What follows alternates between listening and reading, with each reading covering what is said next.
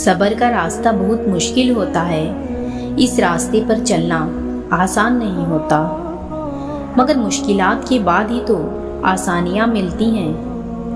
اللہ کو منانا بہت آسان ہے، وہ آپ کی ٹوٹی پھوٹی دعاؤں سے مان جاتا ہے، اس لیے دعا کرنا نہ چھوڑنا۔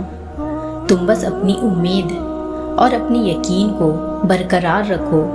اس سے نا امید ہونا کیسا جو 70 ماؤں سے بھی زیادہ محبت کرتا ہے۔ صبر کرو، ہر چیز آسان ہونے سے پہلے مشکل ہوتی ہے۔ صرف 2 طرح کے لوگ آپ کو سمجھ سکتے ہیں، ایک وہ جو آپ جیسے حالات سے گزر چکا ہو، دوسرا وہ جسے آپ سے شدید محبت ہو۔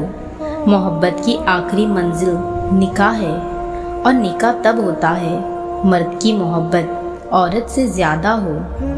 حرام تعلق کبھی حلال نہیں بن سکتے۔ جس شخص کے دشمن نہ ہو اور سب دوست ہوں، اس جیسا منافق کوئی نہیں ہوتا، کیونکہ دشمن اس کے ہوتے ہیں جو حق کی بات کہتا ہے۔ ہمیشہ اللہ سے پوری امید رکھنا چاہیے، کیونکہ اس پوری کائنات میں جتنی جلدی رب راضی ہوتا ہے، اتنی جلدی کوئی راضی نہیں ہوتا۔ تمہاری نیت کی آزمائش اس وقت ہوتی ہے جب تم کسی ایسے انسان کی مدد کرتے ہو جس سے تمہیں کسی چیز کی لالچ نہ ہو۔ انسان کی سب سے بڑی محرومی یہ ہے کہ وہ اللہ سے خیر مانگنا چھوڑ دیتا ہے۔ بھروسہ صرف رب کی ذات پر کرو۔ لوگوں کا کیا ہے، چھوڑ جاتے ہیں یا توڑ جاتے ہیں۔ مشکلات ہمیشہ بہترین لوگوں کے حصے میں آتی ہے، کیونکہ وہ اس کو بہترین طریقے سے انجام دینے کی صلاحیت رکھتی ہے۔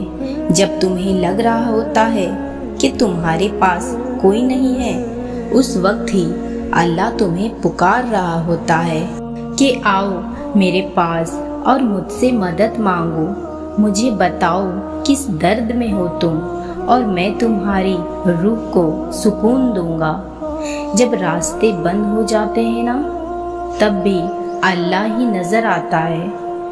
جاؤ اور اللہ کو بتاؤ سب سجدے میں۔ اس پاک ذات کو بتاؤ کس درد میں ہو، وہ صبر بھی دے گا اور معجزہ بھی کرے گا۔